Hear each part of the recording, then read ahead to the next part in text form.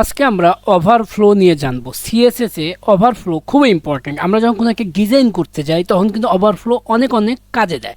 সেই বিষয়ে আজকে জানবো। তো প্রথমে আসা যাক যে ওভারফ্লো বিষয়টা কী। ওভারফ্লো প্রথমে যদি আমরা ডেফিনেশন দেখি, ডেফিনেশনটা খুবই ইম্পর্ট্যান্ট। আমরা যদি অলওয়েজ ডেফিনেশনটা পড়ি, ঠিক আছে, তাহলে অনেক সময় আমাদের বুঝতে অনেক কিছু ইজি হয়ে যায়। জানাটা খুব ইম্পর্ট্যান্ট না, বাট প্রত্যেকটা জিনিসের ডেফিনেশন জানা এবং বোঝা এটা খুব ইম্পর্ট্যান্ট। এবং ডেফিনেশনের সাথে রিয়ালিটিটাকে যদি আপনি রিলেশন করতে পারেন তাহলে দেখবেন আপনার জানা এবং শেখাটা ইজি হয়ে যাচ্ছে। এখন যে ডেফিনেশন দেখেন কি বলছে, দ্য সিএসএস ওভারফ্লো। প্রথমেই বলে নিই, ওভারফ্লোর বাংলা হচ্ছে প্লাবিত হওয়া।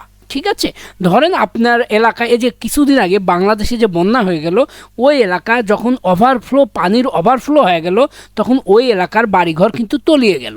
তার মানে কি, যতটুকু পানি দরকার তার চেয়ে যদি বেশি আসে সেটা হচ্ছে ওভারফ্লো। এখানে বলতে the CSS overflow property controls what happens to content that is too big to fit into an area। তার মানে কি বলতেছে, ধরেন আপনার এটা একটা ধরেন আপনার স্কোয়ার শেপ আছে। এখন আপনি অনেক লেখা লিখছেন, ধরেন আপনার এরকমভাবে আমরা অনেক এগুলো ধরেন প্যারাগ্রাফ, ঠিক আছে, এগুলো ধরেন প্যারাগ্রাফ। তার মানে কি, প্যারাগ্রাফ কিন্তু বাইরে চলে যাচ্ছে। তার মানে কি, এর ভিতরে থাকার কথা, কিন্তু এইগুলো কিন্তু ওভারফ্লো হয়ে যাচ্ছে। তো এইগুলো যাতে না ঘটে এই জন্য কিন্তু আমাদের এই ওভারফ্লো সম্পর্কে জানা খুবই ইম্পর্ট্যান্ট। এবং এখানে একটা আপনি গ্লাস দেখতে পাচ্ছেন, গ্লাসের ভিতরে পানি এতটুকু কিন্তু গ্লাসের এরিয়া, ঠিক আছে, বাট দেখেন এই গ্লাসের পানিটুকু কিন্তু উপরের দিকে বেশি চলে আসছে। তার মানে কি, পানির ওভারফ্লো হয়ে গেছে।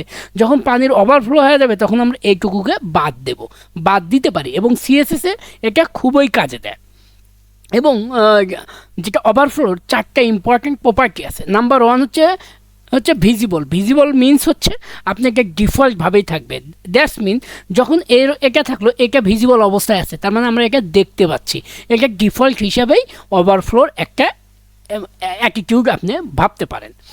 দেন তবে হিগেন কি বলতে, the overflow is clipped and the rest of the content will be invisible. তার মানে কি, ধরেন আমার একটা স্কোয়ার শেপ, ঠিক আছে, এটা হচ্ছে স্কোয়ার শেপ। আমার কিছু লেখায় এভাবে ধরেন এভাবে কি আছে, আমার লেখাগুলো আছে, আমার ধরেন বিভিন্ন কন্টেন্ট থাকতে পারে, ইমেজ থাকতে পারে, হোয়াটএভার অনেক কিছুই থাকতে পারে।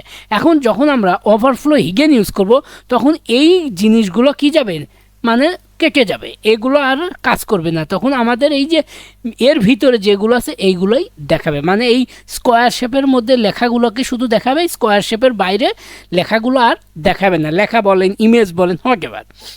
দেন হচ্ছে স্ক্রল কি বলতেছে, the overflow is clipped and a scroll bar is added see the rest of the content. তার মানে হচ্ছে আমরা যখন এরকম একটা স্কোয়ার শেপ দিব, আমরা যে অনেক লেখা হয়, আমরা যদি স্ক্রল ইউজ করছি, যে ওভারফ্লো স্ক্রল, তাহলে কী হবে, এই যে আমরা এরকম স্ক্রল করছি না, এই যে স্ক্রল বার এভাবে নিচে চলে আসবে, মানে নিচের দিকে এইরকম একটা স্ক্রল বার ক্রিয়েট হয়ে যাবে, কিন্তু এই লেখাগুলো আমরা সব কিছু দেখতে পারবো যেটা এই স্কোয়ার শেপের মধ্যে চলে আসবে। আমরা কোড করে বিষয়গুলো ক্লিয়ার করার চেষ্টা করব। এবং অটো বলতে similar to scroll but it's add scroll বা অনলি হোয়েন নেসেসারি। মানে এটা অটো দেওয়ার রিজন হচ্ছে এটাই, যে এটা হচ্ছে স্ক্রলের মতো সিমিলার, বাট এটা আমার নেসেসারি অনুযায়ী স্ক্রল বার ক্রিয়েট করে। সো এই যে আমরা থিওরিটিক্যাল নলেজটা জানলাম, এই থিওরিটিক্যাল নলেজ ইউজ করেই এখন আমরা কোডের সাহায্যে প্রত্যেকটা প্রপার্টি সম্পর্কে জানবো। সো এখন আমরা আমাদের ডেস্কটপে চলে যাই, গিয়ে আমার একটা প্রজেক্ট ওপেন করে আমরা কাজ শুরু করে দিই। আমাদের ডেস্কটপে আসার পরে এখন আমাদের কাজ হচ্ছে কি, একটা প্রজেক্ট ফোল্ডার ওপেন করা। এই জন্য আমাদের দিস পিসি যাব, তারপরে আমরা আমাদের যে মাস্টারিং সিএসএস একটা ফোল্ডার আছে, এইখানে আজকে 19 নম্বর লেসন 19, ঠিক আছে। সো ভিডিও ডিউরেশনগুলো বড় হয় বিকজ আমি এক্সপ্লেন করে বোঝানোর ট্রাই করি। সো এখন আমাদের ভিজুয়াল স্টুডিও কোডটা ওপেন করে ফেলি। ওপেন করে যে আমাদের যে 19 নাম্বার যে ইয়েটা চলে, লেসন চলে, সেটাকে এখন আমরা ওপেন করতে পারি। দিস পিসিতে যাব, লোকাল ডিক্সিতে যাব, তারপর মাস্টারিং সিএসএস, তারপর 19। সো এখানে আসার পরে এখন আমাদের কি লাগবে, ডেফিনেটলি একটা HTML ফাইল লাগবে। সো আমরা কি করব, index.html, ঠিক আছে, দিলাম। দেওয়ার পরে HTML5 যা আছে এটাকে আমরা ইম্পোর্ট করলাম, মানে টেমপ্লেটটাকে আর কি। দেখো আজকে জানবো ওভারফ্লো। ওভারফ্লো সম্পর্কে আজকে আমরা জানবো। সো আমরা এখানে একটা আমরা বক্স নেব। বক্স কেন নেব আমি বলছি। ধরেন আমরা একটা বক্স নিলাম, নেওয়ার পরে আমরা এর মধ্যে কিছু ধরেন H3 দিলাম, যে হাউ টু লার্ন, আমরা দিলাম CSS। ধরেন একটা আমরা আর্টিকেল লিখতেছি, ঠিক আছে। সো আমরা এখানে দিলাম লরেম, আমরা একটা প্যারাগ্রাফ নেই, প্যারাগ্রাফ দুইটা নেই, ধরেন যে আমরা দিলাম লরেম, আমরা দিলাম 400 আগে আমরা এরকম একটা প্যারাগ্রাফ দিলাম, কন্ট্রোল এস দিয়ে সেভ দিলাম। এখন এটাকে আমাদের ব্রাউজারে ওপেন করব, এই জন্য আমরা গো লাইভে ক্লিক করলে এরকম একটা ওপেন হয়ে গেল। সো এখন আমাদের নেক্সট যে কাজ, আমরা এইটাকে একটা বর্ডার দেবো, ওই যে আমি এক্সপ্লেন করছি না ওভাবে। তো আমরা বর্ডার কাকে দেবো, এই বক্সকে। তাহলে বক্সকে আমরা স্টাইল করব। তো আমরা স্টাইল অ্যাট্রিবিউটের মধ্যে ডেফিনেটলি এই কাজ করতে হবে, ডট বক্স।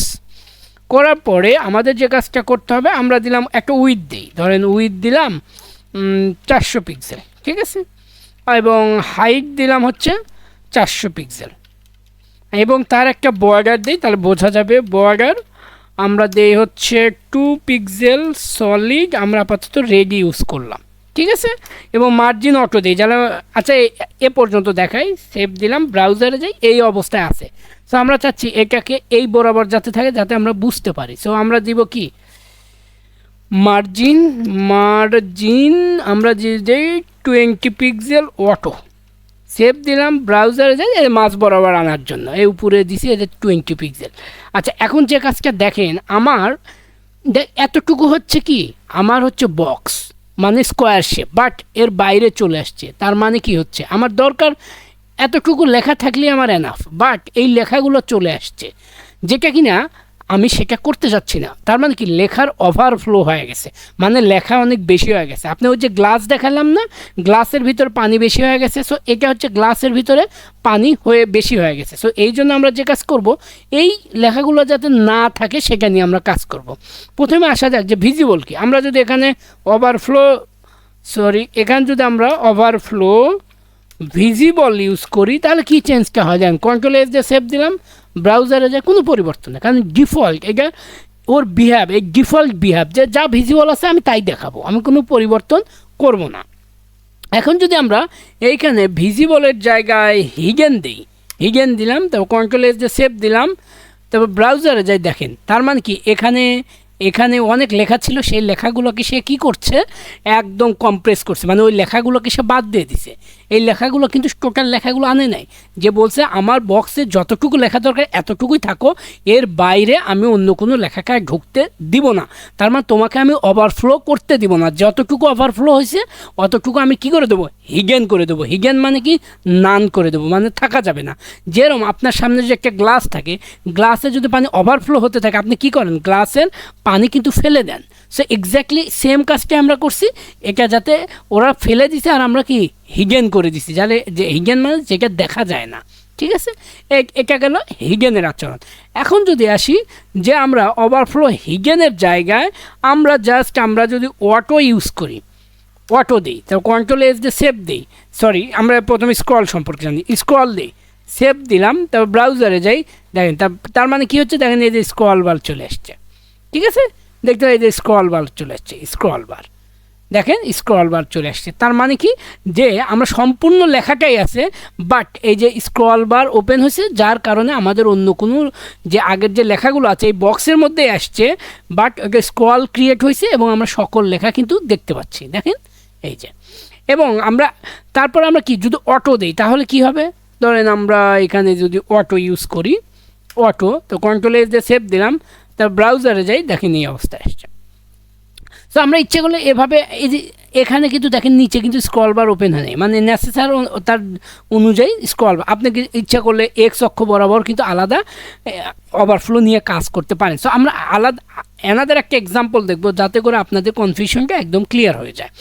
এই জন্য আমরা যে কাজটা করব, এইখানে একটা কী নেব, ইমেজেস ফোল্ডার নেব, ঠিক আছে। নিয়ে আমাদের দেখি একটা ইমেজ থাকার কথা এখানে, যদি ইমেজ থেকে থাকে, সো আমরা যে এই ইমেজটাকে আমরা নিতে পারি, এই ইমেজটাকে আমরা নিতে পারি আপাতত। সো আমরা যে কাজটা করব, আমরা জাস্ট আমাদের এইখানে এই ইমেজটাকে আমরা পেস্ট করে দেব, ঠিক আছে। এই ইমেজটাকে আমরা জাস্ট এইখানে পেস্ট করে দিলাম, এটা আমরা ইমেজের মধ্যে দিয়ে দেব। ঠিক আছে, এই কাজটা করলাম। ধরেন আমরা এনাদার এক্সাম্পল আমরা নিব, এখানে আমরা জাস্ট ওকে ফাইন, আমরা যে কাজটা করতে পারি এটাকে এভাবে রাখলাম। সো আমরা ডট আমরা দেই অ্যানাদার এক্সাম্পল, তাহলে আপনাদের বুঝতে এক্সাম্পল। তো এটা আমরা দিলাম, দেওয়ার পরে আমরা যে কাজটা করলাম ইমেজ আইএমজি ট্যাগের মধ্যে আমাদের কি আছে, ইমেজেসের মধ্যে কি আছে, এটা আছে। এখন তো এটাকে সেভ দিই, ব্রাউজারে চলে যায়, এটা চলে আসছে।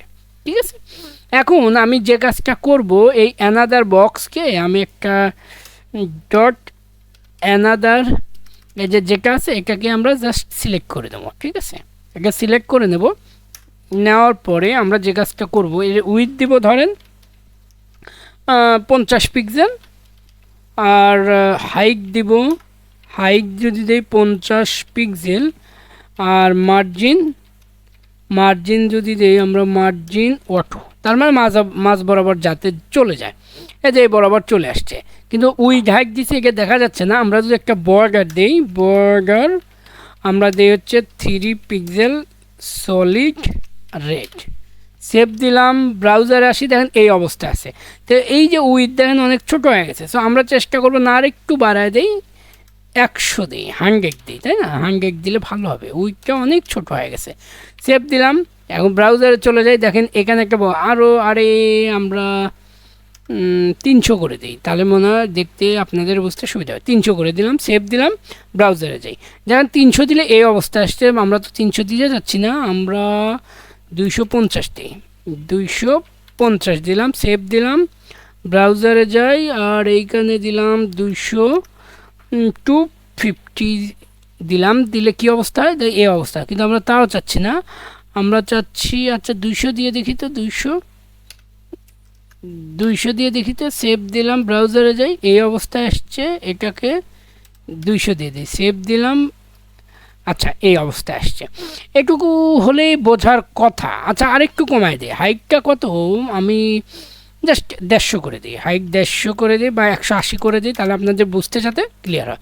সেভ দিলাম, ব্রাউজারে যাই, ব্রাউজার আসার পর এই অবস্থা আছে। তার মানে কি, আপনি দেখেন এই যে কফির মগটা আছে, এটা আপনি দেখতে পাচ্ছেন যে এতটুকু সে কিন্তু থাকার কথা, কিন্তু সে ওভারফ্লো হয়ে গেছে, এই স্কোয়ার শেপের বাইরে চলে গেছে। কিন্তু আমরা সেটা চাচ্ছি না, আমরা চাচ্ছি তাকে এই স্কোয়ার শেপের ভিতরে রাখতে, এবং যতটুকু বাইরে আছে এতটুকু যাতে বাদ চলে যায়। ঠিক আছে, এই কাজটা কীভাবে করতে পারি, এই প্যারেন্ট ডিপকে কিন্তু করতে হবে।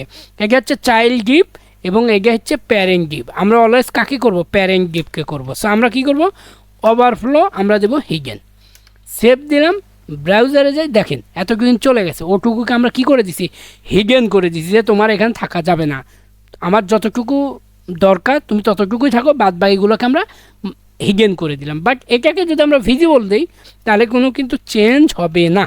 সেভ দিলাম, ব্রাউজারে যাই, দেখ কোনো চেঞ্জ হবে না। তার মানে কি, হিডেন করে দিলে যতটুকু আমাদের দরকার, সেভ দিলাম, ব্রাউজারে যাই, আমার ততটুকুই থাকবে।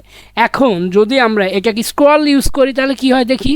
তো আমরা ওভারফ্লো আমরা স্ক্রল দিলাম, সেভ দিলাম, ব্রাউজারে যাই, দেখেন এখন কিন্তু কি ওভারফ্লো ঠিকই হয়েছে, এতটুকু কিন্তু বাদ গেছে, কিন্তু আমরা যদি স্ক্রল করি তাহলে দেন দেখা যাচ্ছে। কিন্তু তখন কিন্তু আমরা হিডেন করে দিছি, আমরা তখন এখন বলে যে স্ক্রল, তার মানে তুমি স্ক্রল করো, স্ক্রল করলে তুমি তাকে দেখতে পাবা, এই দেখেন। ঠিক আছে, সো আশা করি এতটুকু বুঝতে পারছেন। তারপরে আমাদের কি আছে, আমাদের একটা আছে অটো করে দিতে পারি, কন্ট্রোল এস যে সেভ দিলাম, ব্রাউজারে যাই, দেখেন এই যে অটো, নিচে আর স্ক্রল বার কিন্তু ওপেন হচ্ছে না, শুধু একটা স্ক্রল বার ওপেন হচ্ছে। সো এইভাবে আমরা ইচ্ছে করলে ওভারফ্লো দিয়ে আমরা আমাদের ওয়েবসাইটের যে একটা সেকশন করছেন, এই সেকশন যদি অন্য কোনো সেকশনের কন্টেন্ট আসে, আমরা ওভারফ্লো ইউজ করে খুব সহজে এটা কন্ট্রোল করতে পারি। এটা খুবই একটা ইম্পর্ট্যান্ট প্রপার্টি, এই প্রপার্টি সম্পর্কে জানা খুবই আপনার ইম্পর্ট্যান্ট।